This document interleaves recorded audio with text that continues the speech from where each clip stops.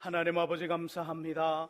우리 쉬운 찬양대의 고백처럼 우리의 생명이 되신 예수님을 평생 의지하고 평생 찬양하며 하나님을 영화롭게 만드는 우리 인생, 우리의 삶 되게 하여 주옵소서. 이 시간에 주의 말씀을 듣고자 합니다.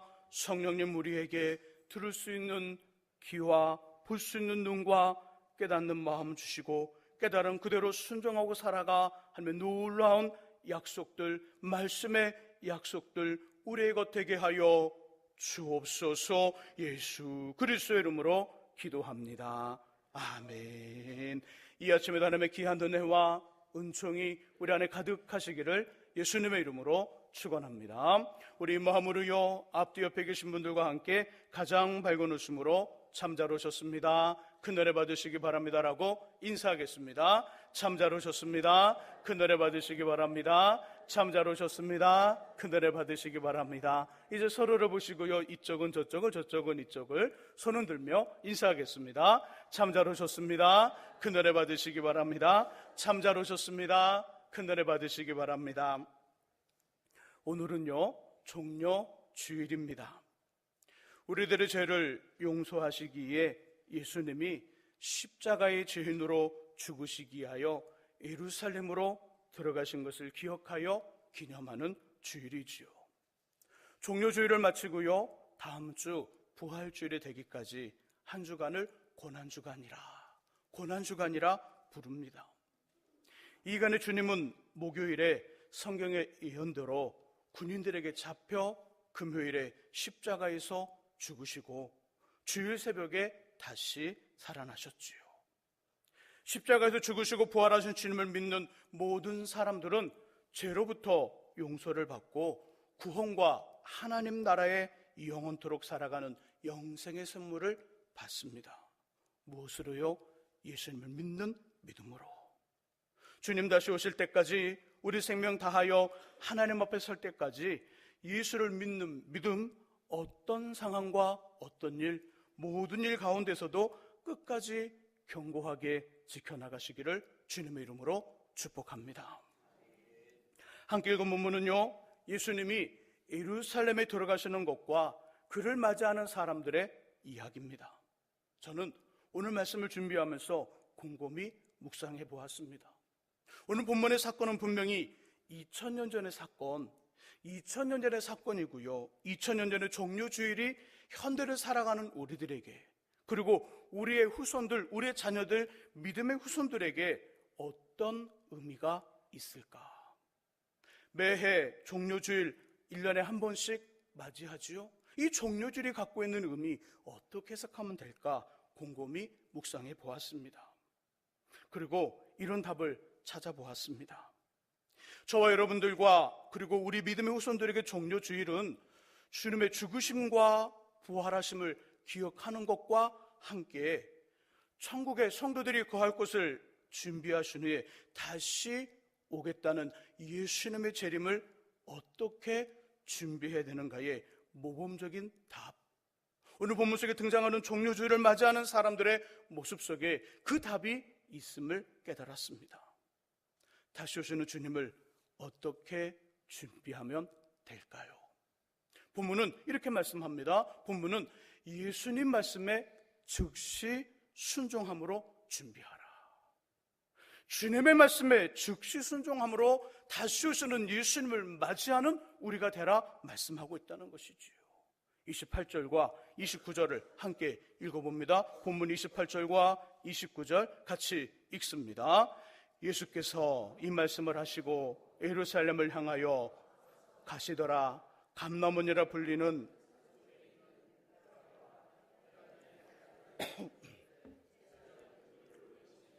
아멘. 예수님은 제자들로 먼저 예루살렘을 향하여 가십니다. 가시다가 감람원이라는 곳에 가까이 가셨을 때 두 명의 제자들에게 특별한 일을 시키시죠. 30절과 31절 말씀 속에 보면 너희는 맞은편 마을로 가라. 가서 매여있는 나귀 새끼를 풀어 끌고 오라. 누가 너희를 보고 왜 이렇게 하느냐 묻거든 주님이 쓰시겠다 대답하라. 이 말을 들은 제자들은요, 맞은편 마을로 갔습니다. 그리고 매어있는 나귀 새끼를 발견하지요. 그리고 풀려하자. 예수님이 말씀하신 것처럼 나귀의 주인들이 이렇게 묻지요. 어째요 나귀 새끼를 푸느냐? 제자들 말합니다. 주님이 말씀해 주신 그대로 주께서 쓰시겠습니다. 주께서 쓰시겠다 대답합니다. 이 말을 들은 나귀의 주인들은 어떻게 했을까요? 나귀의 주인들 35절이 그 답이죠. 35절을 함께 읽어봅니다. 읽으시면서 나귀의 주인들이 어떻게 했는지를 찾아보시기 바랍니다. 35절 읽습니다. 그것을 예수께로 끌고 와서 자기들의 겉옷을 나귀 새끼에 걸쳐놓고 예수를 태우니 아멘. 주께서 쓰시겠다는 제자들의 대답, 사실 이 말은 누구의 말일까요? 그렇죠, 예수님의 말씀이에요. 주님의 제자들이 지금 그 나귀의 주인들에게 주께서 쓰시겠다 이렇게 말한 건 제자들의 말이 아니에요. 제자들의 입을 통해 전달되어지는 예수님의 말씀입니다. 이 말을 들은 나귀의 주인들 어떻게 했을까요? 그렇죠, 즉시로 순종합니다. 35절의 앞부분, 그것을 묶여있는 나귀 새끼를 말하는 것이지요.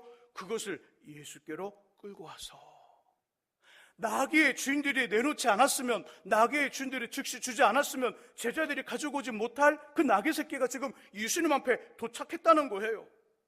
나귀의 주인들은 주님의 말씀에 즉시 순종했습니다. 종려 주일 아침에 들려주시는 다시 오시겠다고 약속하신 예수님을 맞이하는 우리의 자세는 하나입니다. 주님의 말씀에 즉시로 순종하는 것이지요. 하나님의 말씀에 즉시로 순종하는 것이 깨어있는 삶이요, 주님 말씀에 즉시로 순종하는 것이 충성스러운 삶이라는 것이지요. 주님의 말씀에 즉시로 순종하시는 저와 여러분들이 되시기를 주님의 이름으로 축복합니다.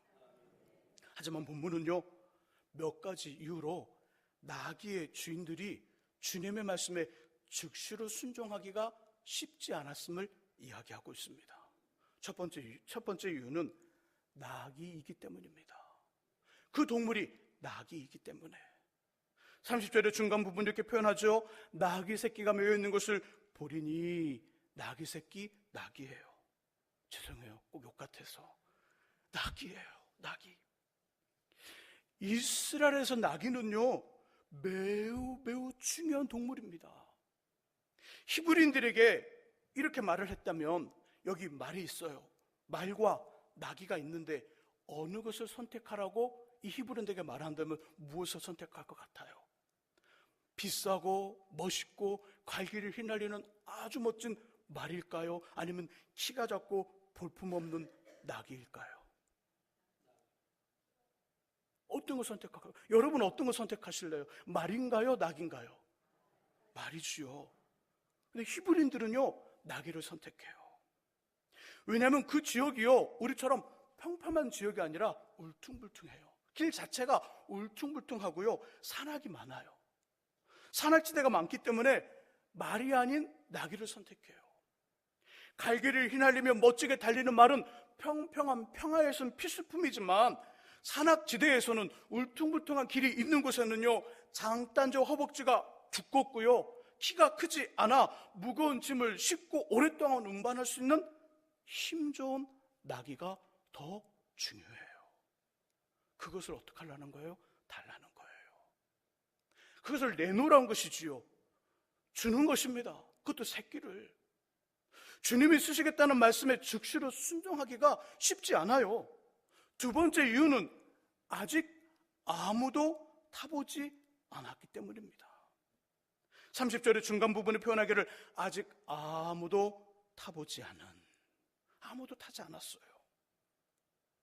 저는 개인적으로 집안에서 키우는 것은 반대하지만 애완동물을 무척 좋아합니다.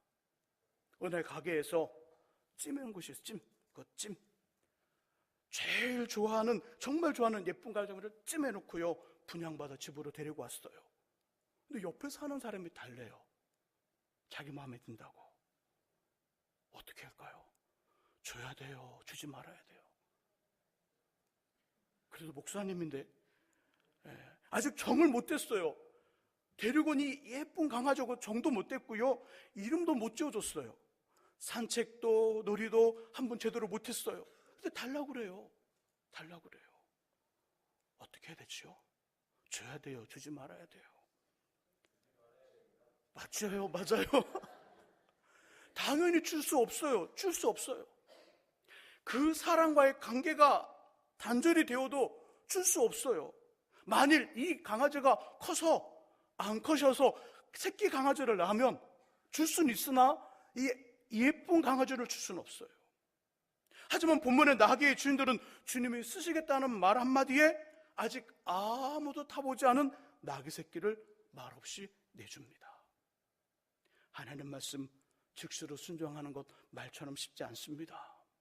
세 번째 이유는 주가 쓰시겠다 해서 주가 너무 애매모호합니다. 여기서 주는 무엇일까요? 누구일까요? 혹시 우리 중에 주를 이렇게 생각하는 분이 계신다면 빨리 얘기하셔야 돼요. 이 본문에서 주는요, 청년 예수를 말합니다. 청년 예수. 유대인들에게 예수라는 이름 흔할까요? 흔하지 않을까요? 매우 흔해요. 우리 갑자기 서울역에 많은 사람들 앞에서요, 철수야 부르면요, 몇 사람 돌아볼까요? 못해도요 100명 있다면 20, 30명이 돌아볼 거예요. 왜요? 누구 이름 불러서? 자기 이름 부르니까. 이 철수와 영희와 같은 우리나라의 이름이 유대인들에게 예수라는 이름이에요.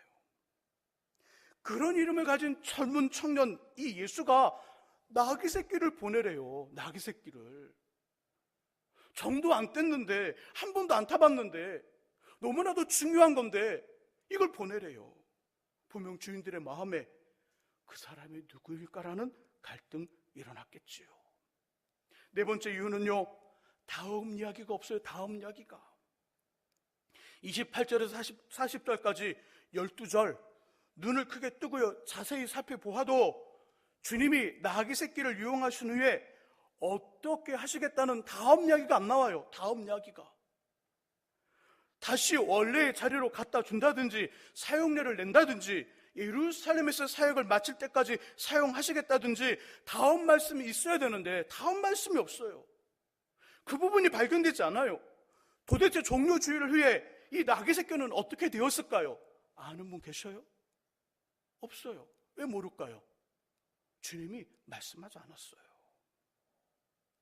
그 다음 이야기를 말씀하지 않은 거예요. 이런 상황에서 주가 쓰시겠다는 한마디 말씀에 즉시로 순종하는 것 만만치 않은 일이지요. 하지만 본문의 나귀의 주인들은요 즉시로 순종합니다. 즉시로. 동일하게 다 씌우시는 주님을 맞이하는 저와 여러분들의 자세도 즉시로 순종하는 것이지요. 무엇에 순종해야 될까요? 무엇에 즉시로 순종해야 될까요? 기록된 하나님 말씀에 즉시로 순종해야 됩니다. 주님의 명령과 예수님의 뜻, 성령님의 감동에 즉시로 순종하는 것이지요. 만일 이렇게 하면 즉시로 순종할 수 없어요. 하나님 말씀에 이해를 요구하는 왜라는 이유를 달면 즉시로 순종할 수 없어요. 하나님 왜죠? 왜 안 해요? 순종으로 비롯될 손해와 이익을 따지는 계산을 합니다. 즉시로 순종할 수 없어요. 우리의 지금이 순종이 가능한지 그렇지 않은지의 상황을 살피지요. 즉시로 순종할 수 없어요. 다른 사람들의 의견이 어떤지 물어봐요. 하나님의 말씀에 즉시로 순종할 수 없어요.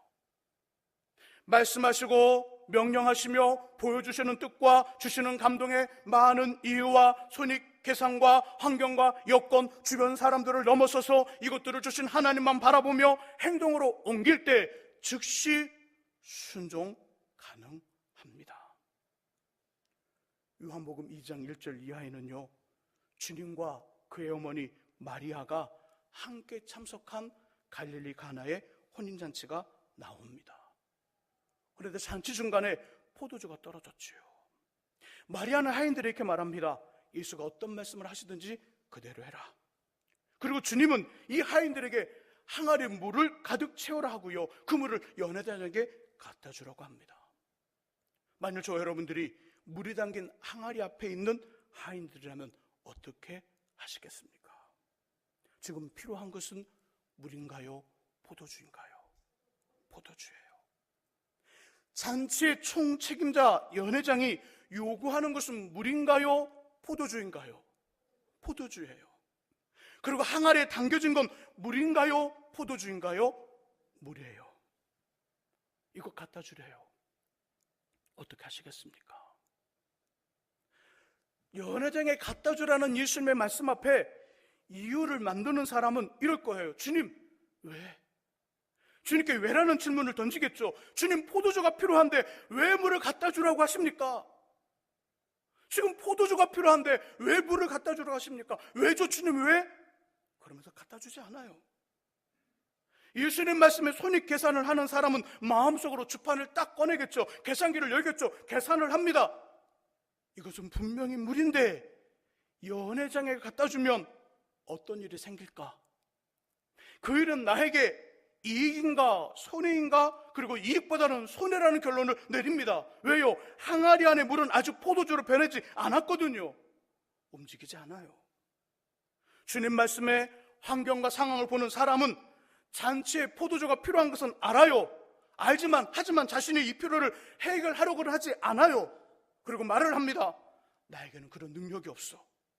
내일도 힘들고 바빠. 순종하지 않습니다.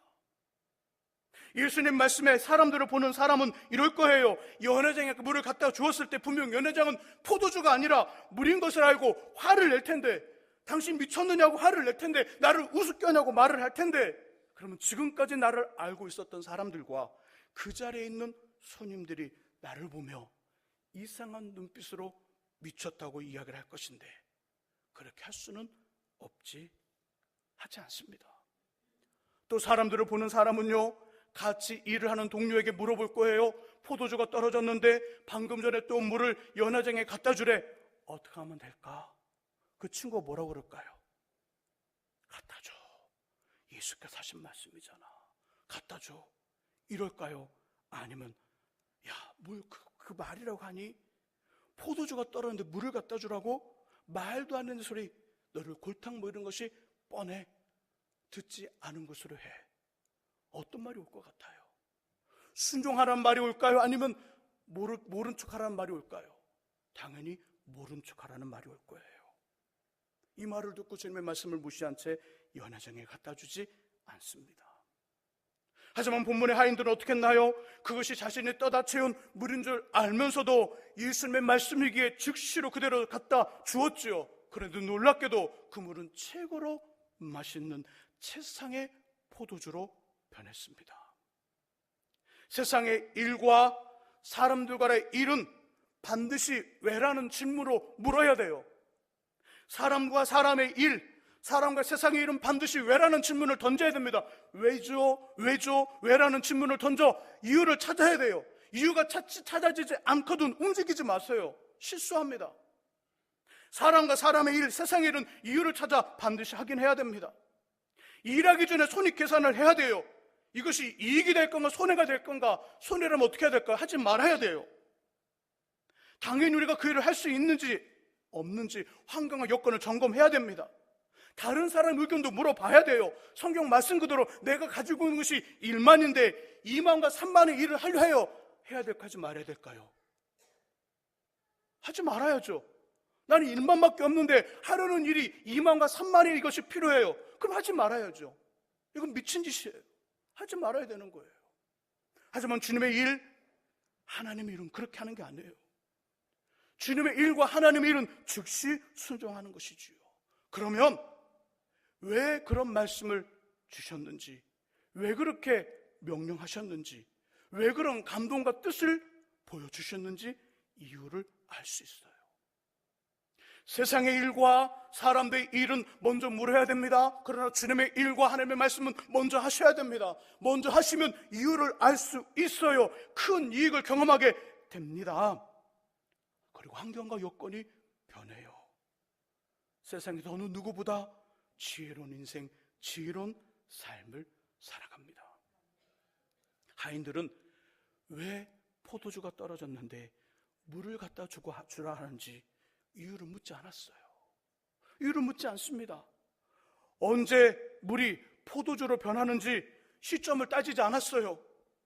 주님, 이것이 포도주로 변할까요? 물으면 변할 거야. 언제지요? 우리가 가는 중간에 바뀌나요? 아니면 연회장에 그것을 딱 받을 때 변하나요? 시점을 묻지 않았어요. 만일 연회장이 물을 갖다 주는 자신들에게 화를 내거나 벌을 준다면 어떻게 할 것인지 잠시 후 미래에 대해 대책을 말해달라고 하지 않았어요. 그저 예수님이 말씀하셨기에 그대로 순종한 것이지요. 그 나머지 일은 순종을 말씀하신 주님의 몫이에요. 주님의 몫. 우리가 자신의 뜻을 보여줍니다. 우리가 할 일은 그 뜻을 순종하는 거예요. 그러면 그 다음은 그 뜻을 보여주신 주님의 몫이에요. 우리 감동을 주셨어요.